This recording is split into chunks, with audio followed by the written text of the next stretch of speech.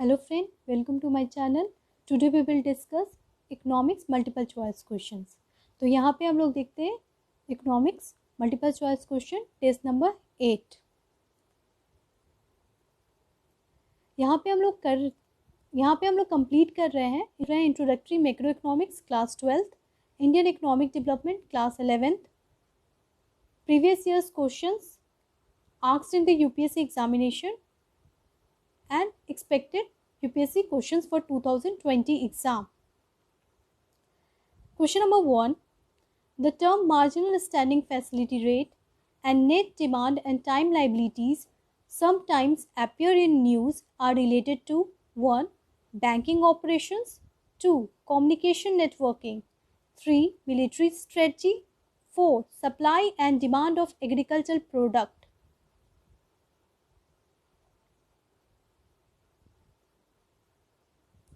ये यूपीएससी में आया हुआ क्वेश्चन 2013 में आया था ये question. The term marginal standing facility rate and net demand and time liability sometime appears in news are related to banking operations. तो यहाँ पे है आंसर नंबर 1 राइट. चलिए देखते हैं net demand and time liabilities होता क्या है. देखिए net demand and time liabilities पहले भी डिस्कशन हो चुकी है. ये रिलेटेड है डिमांड लाइबिलिटीज, टाइम लाइबिलिटीज और other demand and time liabilities. अब ये क्या है, एग्जाम में क्वेश्चंस रिपीट नहीं होते इकोनॉमिक्स में, लेकिन हाँ उसके एक्सप्लेनेशन से क्वेश्चन जरूर रिपीट होते हैं. तो जब भी आप क्वेश्चन बैंक में क्वेश्चन पढ़े तो उसका आंसर और एक्सप्लेनेशन जरूर देखें. तो यहाँ पे हम लोग देखते हैं कि नेट डिमांड और टाइम लाइबिलिटीज क्या होता है.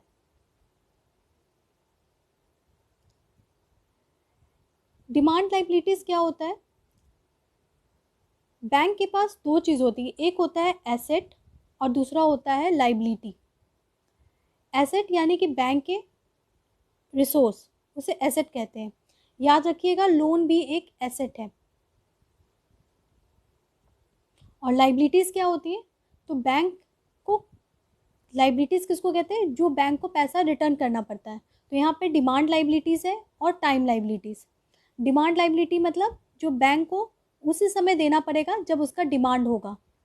जैसे कि करेंट अकाउंट, अगर करेंट अकाउंट में आपके पैसे सेफ हैं तो बैंक को आप जब चाहो तब निकाल सकते हो. तो डिमांड लाइबिलिटीज़ में आता है current account, saving account, demand draft. ठीक है. और टाइम लाइबिलिटीज़ में आता है fix deposit, recurring deposit, cash certificate. ठीक है. चलिए आगे बढ़ते हैं. Which of the following is correct about marginal standing facility? Question number 2. Which of the following is correct about marginal standing facility? 1. Marginal standing facility is linked with liquid adjustment facility. 2. Marginal standing facility function as the lender of the last resort for the bank to borrow short-term loan. 3. Marginal standing facility is costlier than repo rate and equal to bank rate. Economics में आप बहुत सारे banking term सुनोगे. ठीक है. तो marginal standing facility देखते हैं. ऑलरेडी हमने बहुत सारे बैंकिंग टर्म्स देख लिए हैं. जैसे कि हम लोगों ने देख लिया है कि पेमेंट बैंक क्या होता है, नॉन बैंकिंग फिनेंशियल कंपनीज क्या होता है.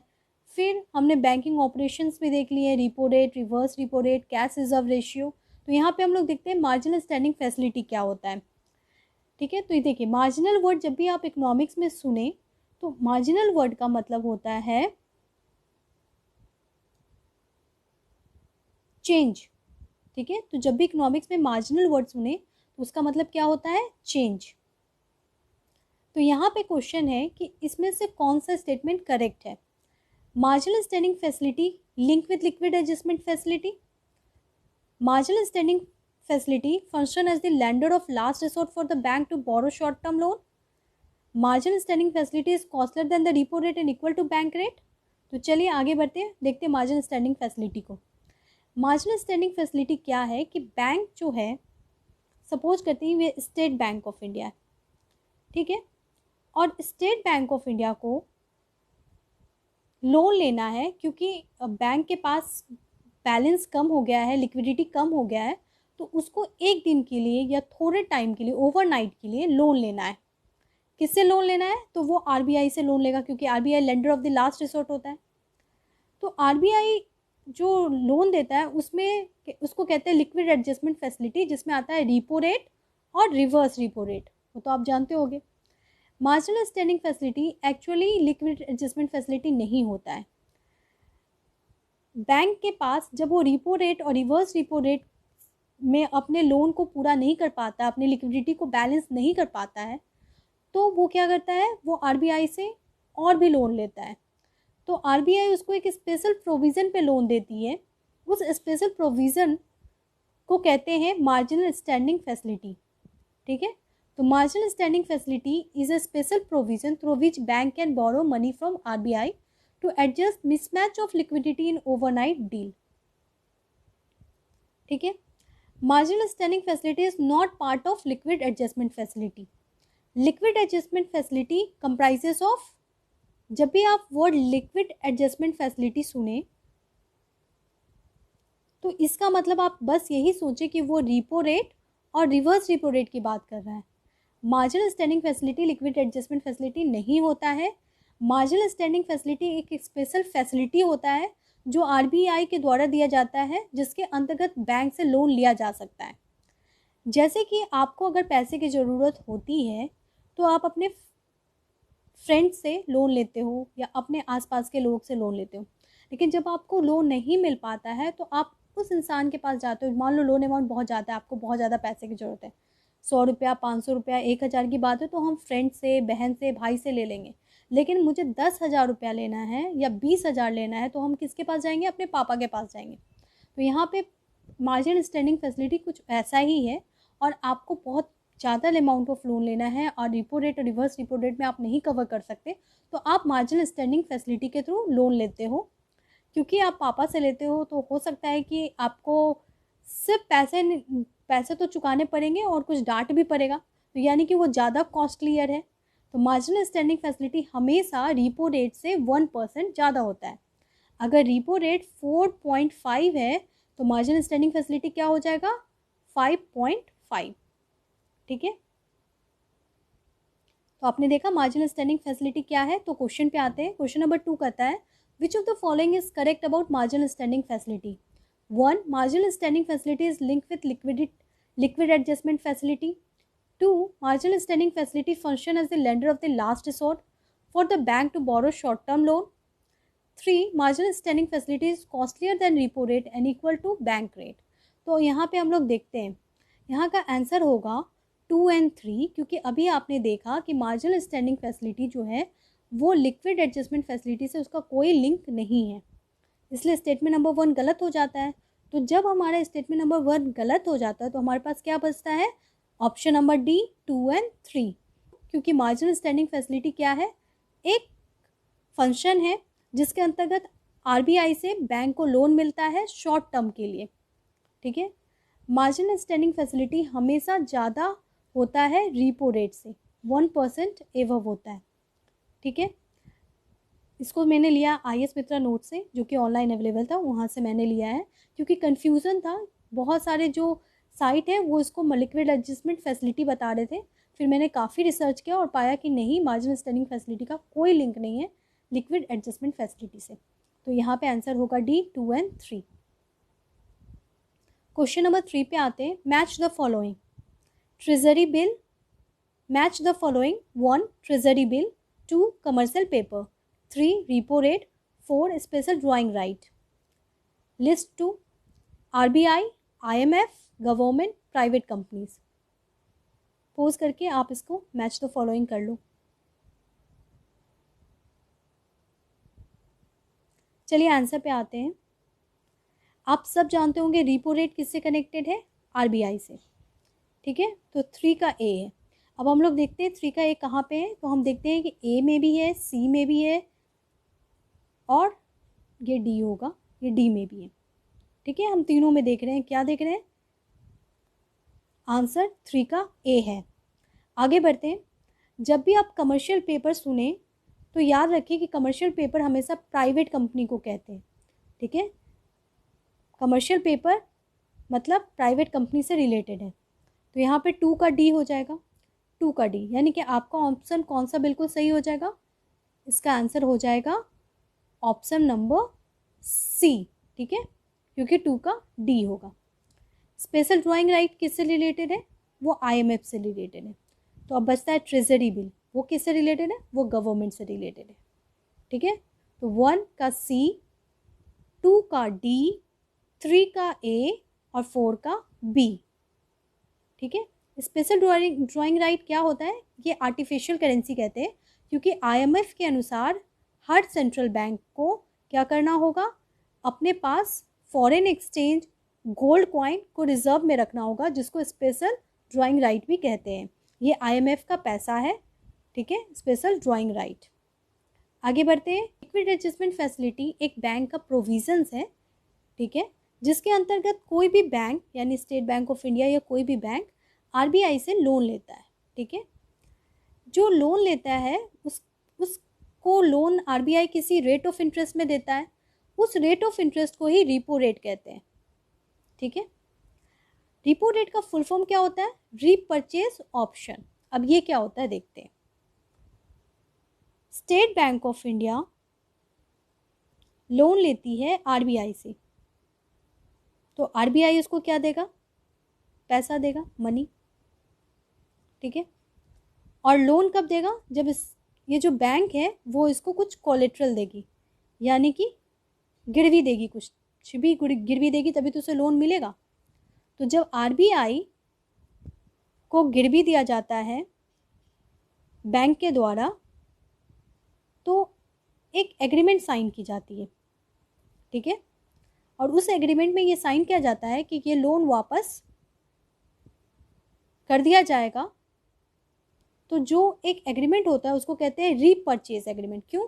क्योंकि जो भी आपने कोलेट्रल दिया है उसको आप क्या करोगे? रीपरचेज करोगे, ठीक है। यही मेन फंक्शन है लिक्विड एडजस्टमेंट फैसिलिटी का। लिक्विड एडजस्टमेंट फैसिलिटी एक फैसिलिटी होती है जिसके द्वारा बैंक जो है वो RBI से लोन लेता है शॉर्ट टर्म के लिए, और इन रिटर्न उस लोन के बदले उसको अपना कुछ कोलेट्रल देना होता है, और बाद में रीपरचेज ऑप्शन के अंतर्गत वो कोलेट्रल वापस ले लेता है। मनी मार्केट इंस्ट्रूमेंट क्या होता है? मार्केट दो तरह के होते हैं, एक होता है मनी मार्केट, ठीक है, और एक होता है कैपिटल मार्केट। मनी मार्केट जब भी आप वर्ड सुनो ये टोटली रिलेटेड होता है बैंक से, ठीक है। तो मनी मार्केट आप जहाँ भी सुनोगे आप समझना ये बैंक से रिलेटेड है, और कैपिटल मार्केट जहाँ सुनोगे वो शेयर से रिलेटेड होता है, ठीक है, share, debenture, stock market. Money market को कंट्रोल RBI करती है और कैपिटल मार्केट को कंट्रोल सेबी करती है। मनी मार्केट में बहुत सारे इंस्ट्रूमेंट होते हैं। बैंक जब लोन लेता है RBI से, तो उस लोन को वो repo rate, bank rate, marginal standing facility कहता है, ठीक है। जब बैंक लोन लेता है दूसरे बैंक से, अदर बैंक से, तो उसको कहा जाता है call money, notice money, term money. Call money होता है एक दिन के लिए और मैक्सिमम 14 डेज के लिए पैसा लेना। नोटिस मनी क्या होता है? उससे ज़्यादा दिनों के लिए पैसे लेना। और टर्म मनी एक फिक्स टाइम के लिए पैसे लेना, किससे? दूसरे बैंक से, ठीक है। ये सारे लोन फैसिलिटीज़ में ही आएंगे। आगे देखते हैं। जब बैंक लोन लेता है कॉर्पोरेट से तो क्या होता है? जब बैंक लोन लेता है कॉर्पोरेट से तो वो दो फॉर्म में लेता है, एक होता है सर्टिफिकेट ऑफ डिपॉजिट और दूसरा होता है कमर्शियल पेपर, ठीक है। तो हमने यहाँ पे देखा कि बैंक जब लोन लेता है RBI से तो उसको कहते हैं repo rate, bank rate, marginal standing facility. जब बैंक लोन लेता है दूसरे बैंक से तो उसको कहते हैं call money, notice money, term money. और जब बैंक लोन लेता है कॉर्पोरेट से तो उसको कहते हैं certificate of deposit, commercial paper. अब हम लोग देखते हैं कमर्शियल पेपर क्या होता है। कमर्शियल पेपर जो होता है वो मिनिमम पीरियड होते हैं 7 दिन और मैक्सिमम पीरियड होता है उसका 1 साल, ठीक है। तो minimum period is 7 days and maximum period is 1 year. Commercial paper भी एक मनी मार्केट इंस्ट्रूमेंट है, ठीक है। इसमें एक फिक्स्ड मैच्योरिटी होता है, और मैंने आपको पहले भी बताया कि जब भी आप कमर्शियल पेपर वर्ड सुने तो इसका मतलब क्या समझे? ये प्राइवेट कंपनी से डील कर रहा है, ठीक है। तो प्राइवेट कंपनी और स्टेट बैंक ऑफ इंडिया या किसी अदर बैंक के साथ जो डील होता है उसको कहते हैं कमर्शियल पेपर, जिसमें प्राइवेट कंपनी से जब पैसा लिया जाता है, सपोज करती हूँ कि स्टेट बैंक ऑफ इंडिया जो है वो TCS से कुछ पैसा लेता है, ठीक है, तो TCS उसको पैसा देगा तो एक साइन करवाएगा, उस साइन को कहते हैं, प्रोमिशनरी नोट को कहते हैं कमर्शियल पेपर, ठीक है। तो कमर्शियल पेपर प्राइवेट कंपनी से रिलेटेड होता है, इसमें इंटरेस्ट भी होता है, ठीक है, क्योंकि आपने लोन लिया है तो उसको वापस करके आपको कुछ इंटरेस्ट भी पे करना होगा। कमर्शियल पेपर बहुत टाइप के होते हैं, जैसा कि मैंने आपको बताया, प्रोमिशनरी नोट होता है, चेक्स होते हैं, ड्राफ्ट्स होते हैं, सर्टिफिकेट ऑफ डिपॉजिट्स होते हैं। अब देखते हैं ये सब क्या होते हैं। प्रोमिशनरी नोट, जैसे कि आपके पास रुपी नोट होता है, वो भी प्रोमिशनरी नोट होता है, क्योंकि आप क्या करते हो, उसमें एक प्रॉमिस लिखा होता है कि प्रॉमिस टू पे टू दी होल्डर, यानी जो भी हम वापस करते हैं पैसा, उसको प्रॉमिस करते हैं कि वो पैसा हम वापस करेंगे। अगर हम किसी से पैसा लेते हैं तो उसको हम प्रॉमिस करते हैं कि वो पैसा वापस करेंगे, इसलिए उसको कहते हैं प्रोमिसनरी नोट। तो कमर्शियल पेपर भी एक प्रोमिसनरी नोट है, क्योंकि state bank of India TCS को पैसा वापस करेगा। ड्राफ्ट क्या होता है? बैंक ड्राफ्ट में बैंक क्या होती है, वो ड्रॉअर होती है, और जो पैसे लेते हैं उसको क्या कहते हैं, ड्रॉई कहते हैं, ठीक है। उसके अलावा आगे देखते हैं, उसमें है सर्टिफिकेट ऑफ डिपॉजिट। तो मनी मार्केट का एक और इम्पॉर्टेंट कंपोनेंट है, कौन सा? Certificate of deposit. ये क्या होता है? सर्टिफिकेट ऑफ डिपॉजिट में क्या होता है, बैंक जो है वो प्रॉमिस करता है कि वो डिपॉजिटर को कुछ टाइम बाद पैसे रिटर्न करेगा, ठीक है। इसमें बैंक और प्राइवेट कंपनी का होता है, कॉर्पोरेट का होता है, ठीक है। तो प्राइवेट कंपनी से बैंक पैसा लेता है तो उसको प्रॉमिस करता है वो पैसे वापस करेगा, उसको कहते हैं सर्टिफिकेट ऑफ डिपॉजिट। बहुत इंपॉर्टेंट फैक्ट है, RRB यानी रीजनल रूरल बैंक या लोकल एरिया बैंक कभी भी सर्टिफिकेट ऑफ डिपॉजिट इशू नहीं करता है, ठीक है, क्योंकि UPSC क्वेश्चन में आ सकता है कि RRB या local bank area bank issued certificate of deposit, तो no, RRB local area bank can't issued certificate of deposit. Check क्या होता है? चेक भी एक फॉर्म है कमर्शियल पेपर का, ठीक है, उससे भी पैसे लिए जाते हैं। मनी मार्केट इंस्ट्रूमेंट को देखते हैं। मनी मार्केट इंस्ट्रूमेंट में मैंने बताया आपको कॉल मनी। कॉल मनी काफ़ी शॉर्ट टाइम के लिए लिया जाता है, दूसरे बैंक से लिया जाता है, ये 2 दिन के लिए लिया जा सकता है कॉल मनी, या फिर 14 डेज़ के लिए लिया जा सकता है। कॉल मनी 2 दिन के लिए भी लिया जा सकता है या 14 डेज़ के लिए भी लिया जा सकता है। ये बेस्ट इंडिकेटर है लिक्विडिटी का,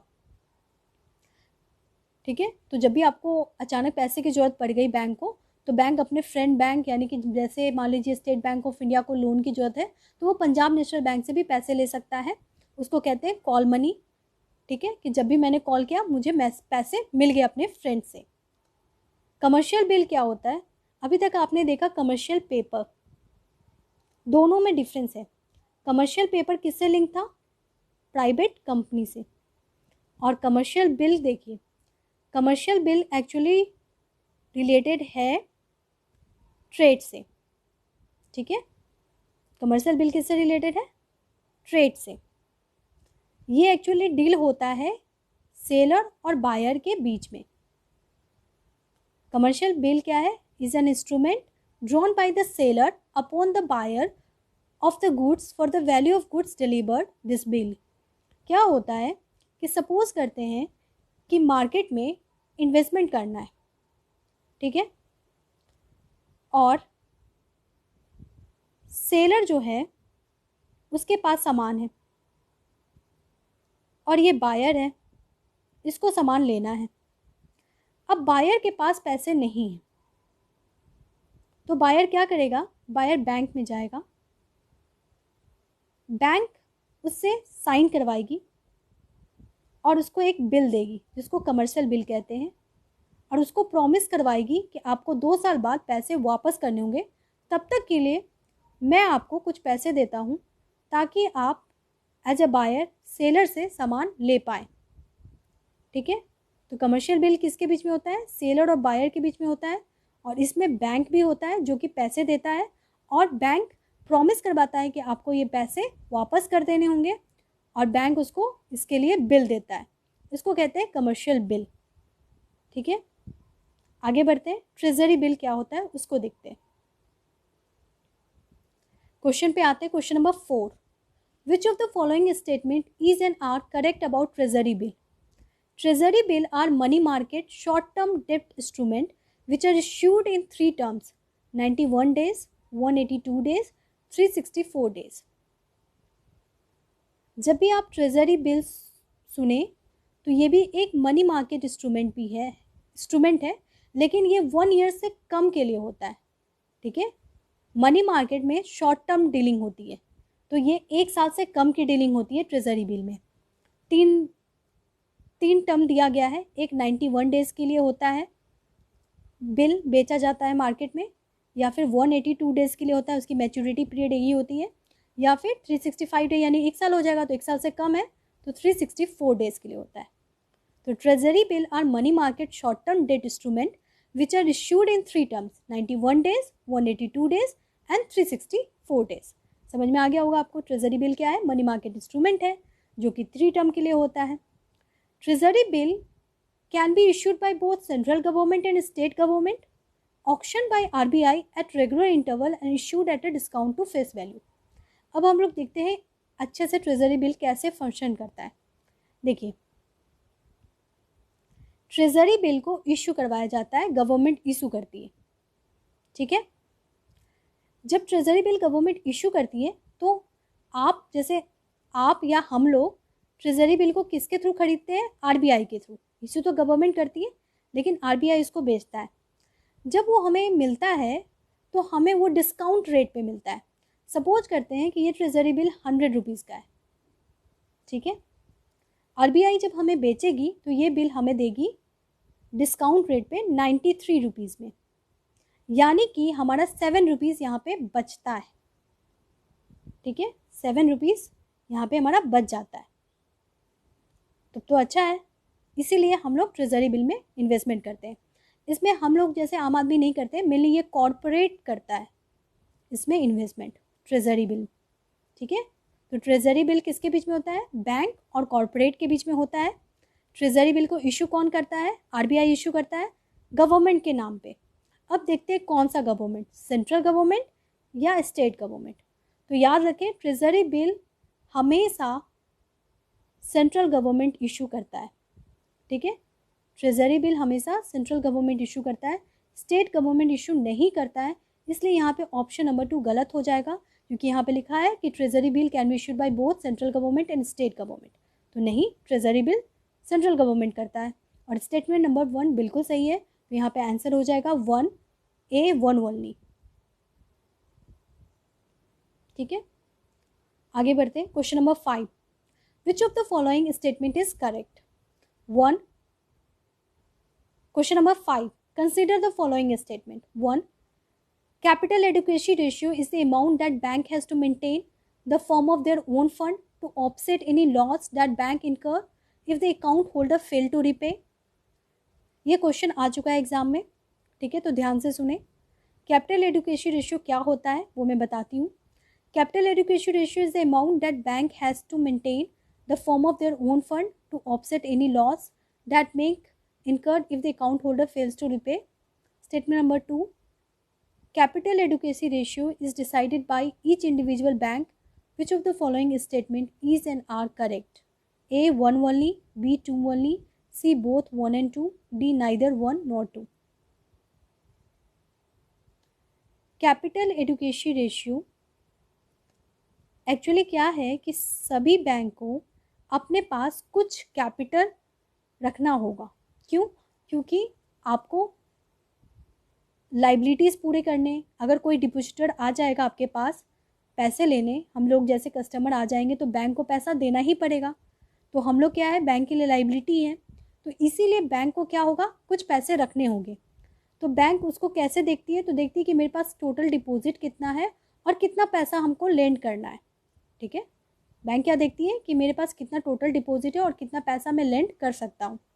तो capital adequacy ratio is equal to total deposit bank has divided by how much money bank lend to other bank. ठीक है, इससे उसका कैपिटल एडिक्वेसी पता चलता है और इससे ये भी पता चलता है कि बैंक कितना हेल्दी है, कितना अच्छा है, कितना लोन देता है। जिस बैंक के पास एनपीए ज़्यादा होगा उसको क्या होगा, उसको कम पैसे लेंड करने होंगे क्योंकि उसकी कंडीशन ठीक नहीं है। स्टेटमेंट नंबर 2 पे आते हैं। कहता है capital adequacy ratio decided by each individual bank. तो बिल्कुल नहीं, इसको डिसाइड कौन करता है, आरबीआई करता है। अगर हर एक बैंक, इंडिविजुअल बैंक अपने आप को डिसाइड कर दे तो वो तो आराम से बहुत सारे पैसे लेंड दे दे, लोन वो बहुत सारा दे सकता है ना, उसकी कंडीशन कैसी भी हो वो सोचेगा ठीक है लोन देते हैं, बाद में इंटरेस्ट तो आएगा ही। तो capital adequacy ratio actually RBI decide करता है। तो इसका आंसर क्या हो जाएगा, आंसर पे आते हैं। इसका आंसर क्या हो जाएगा, आंसर हो जाएगा ए 1 ओनली। ठीक है, क्योंकि कैपिटल एडिक्वेसी रेशियो को आरबीआई डिसाइड करता है, सारे इंडिविजुअल बैंक नहीं डिसाइड करते। Question number 6, match the following. 1 M0, 2 M1, 3 M3। A broad money, B high powered money, C narrow money। A 1C, 2B, 3C, B 1C, 2A, 3C, C 1A, 2C, 3B, D 1B, 2C, 3A। चलिए answer देखते हैं। M0 का मतलब होता है high powered money. ठीक है, high powered money मतलब वो मनी जो कि रिजर्व बैंक ऑफ इंडिया के पास है। ठीक है, तो हाई पावर्ड मनी क्या होता है, जो आरबीआई के पास होता है। ठीक है, M1 का मतलब होता है वो मनी जो मार्केट में है, यानी करेंसी प्लस डिमांड डिपॉजिट। आपने पढ़ा है ना एनसीईआरटी में, M1 equal to currency plus DD यानी डिमांड डिपॉजिट। तो ये होते हैं नैरो मनी। और M3 क्या हो जाएगा, M3 हो जाएगा ब्रॉड मनी। तो यहाँ पे कौन सा आंसर होगा, आंसर नंबर C 1A।